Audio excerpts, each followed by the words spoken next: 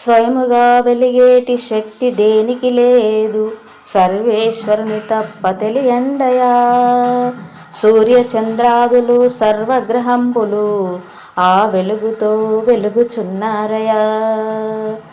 అఖిలాండ కోటి బ్రహ్మాండముల సృష్టికర్తైన శ్రీ విరాట్ విశ్వబ్రహ్మ భగవానుని సృష్టిలో స్వయముగా ప్రకాశించే శక్తి సర్వేశ్వరుడైన భగవంతునికి తప్ప దేనికి లేదు.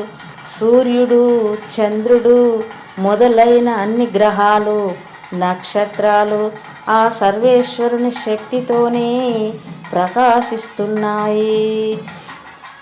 అనంత విశ్వములో ఈ గోళమెంతరా, ఇందులో ఉన్నట్టి నీ శక్తి ఎంతరా.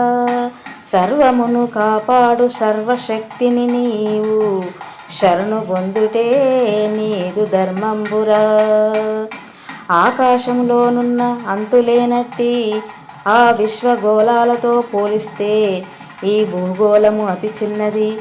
ఈ భూగోళముపై నీవు కలిగియున్న శక్తి ఎంతో గమనించు.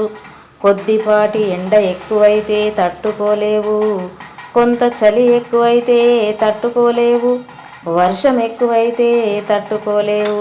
కాబట్టి ఈ సమస్తమును కాపాడుచున్న సంపూర్ణ శక్తిని శరణు పొందుటయే నీ ధర్మము. కోటీశ్వరునికైన కోటి చింతలు ఉండు, చింతలేని బ్రతుకు వెతకాలిరా. చింతల పాలైన సిరికి బానిసలై శాంతినే కోల్పోయి ఏడ్చేరయా. ధనము లేకపోవట వల్లనే మేము బాధలు పడుతున్నాము. ధనమున్న వారంతా సుఖముగా ఉన్నారనుకుంటారు కానీ కోటీశ్వరుడైనా కూడా అతనికి కూడా కోటి చింతలు బాధలు ఉంటాయి. పేదవారికైనా ధనవంతులకైనా చింతలు బాధలు కష్టాలు లేకుండా ఉండే జీవితమే కావాలి. దాని కొరకే అందరూ ప్రయత్నించాలి. వచ్చింది తెలియదు, పోయేది తెలియదు, మధ్యలో మన బ్రతుకు ఏమవునో తెలియదు. ఏమి తెలియని జన్మకెందుకురా గర్వంబు, అందరినీ కాపాడు ఆది పురుషుని నమ్ము.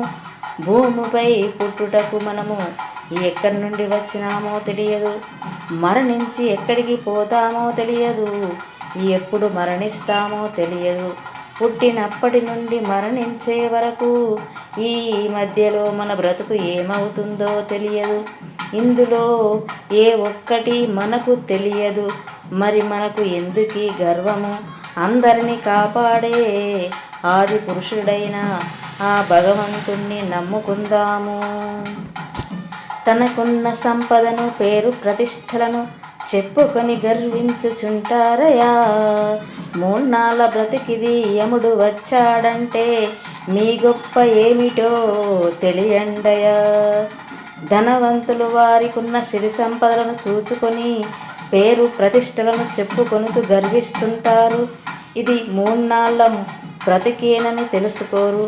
యముడు, యమదూతలు వచ్చారంటే వారి గొప్ప ఏమిటో, ఎటుపోతుందో తెలుసుకోవాలి. నా వారు ఉన్నారు, నా ఆస్తులున్నాయి, నాకేమి తక్కువని మురిసేరయా. కాలంబు తీరిన ఈ లోకము నుండి తరిమివేయబడును తెలియండయా. నా వారు, నాకు కావలసిన వారు చాలామంది ఉన్నారు. నాకు లెక్కలేనన్ని ఆస్తిపాస్తులున్నాయి, నాకు ఏమి తక్కువ లేదని మురుస్తుంటారు. కానీ ఇవి ఎన్ని ఉన్నా కాలము తీరిపోయిందంటే ఈ లోకం నుండి తరిమివేయబడతారు. ఇది తెలుసుకొని బ్రతకాలి. నాది నాది అనుచు గర్వించి చెప్పేరు, తల్లి గర్భము నుండి ఏమి తెచ్చారు. 6 అడుగుల నేల అందరినీ పూడ్చుటకు అదియును మీదని ఎవరు చెప్పారు. ఇది నాది, అది నాది అని గర్వంగా చెప్పుతుంటారు. వీరు పుట్టినప్పుడు తల్లి గర్భం నుండి ఏమైనా తెచ్చినారా? మరణించినప్పుడు ఏమైనా తీసుకెళ్తున్నారా? ప్రతి వారి శవాన్ని పూడ్చిపెట్టుటకు 6 అడుగుల నేల మాత్రమే అవసరమవుతుంది. అది కూడా మీది కాదని తెలుసుకొనండి. చేతిలోని ముద్ద నోటిలోనికి పోదు, శివునాజ్ఞ లేనిదే తెలియండయా. సర్వంబు నేననుచు గర్వంబుతో జడు సర్వనాశనముంది సచ్చేరయా. శివుని ఆజ్ఞ లేకుండా చేతిలో ఉన్న అన్నము ముద్ద కూడా నోటిలోకి పోజాలదు. ఇది తెలుసుకోక మూర్ఖులు గర్వంతో అంతా నేనే, నాకు సాధ్యము కానిది ఏదీ లేదు, ఏదైనా నేను తలుచుకుంటే చేయగలుగుతాను అని అనుకుంటారు.